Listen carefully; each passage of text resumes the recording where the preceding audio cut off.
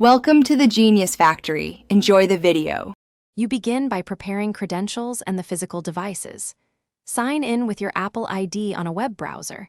Make sure two-factor authentication is active so requests can be approved. Once done, open the Android browser and navigate to iCloud.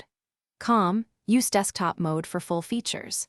Make sure the target Apple device is near, Bluetooth and Wi-Fi enabled, and signed into the same Apple ID. This step gets you into the Find My service quickly, so you can locate or manage devices without delay.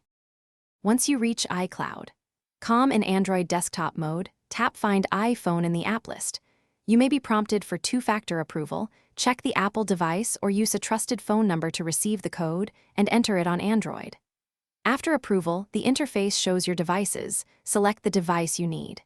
You can view a live map, play a sound to find it nearby, or enable Lost Mode to display contact info. Make sure to keep the browser tab open while you take action. To finish, pick the appropriate action. Play sound for nearby retrieval, Lost Mode to lock and show a message, or erase if recovery is impossible. After you choose, confirm prompts and monitor the device status on the map.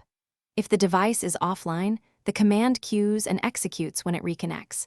Check battery and network on the Apple device. If two-factor authentication blocks access, use a trusted phone number or generate a verification code. This ensures you complete recovery. Thanks for watching. If you found this helpful, don't forget to like and subscribe.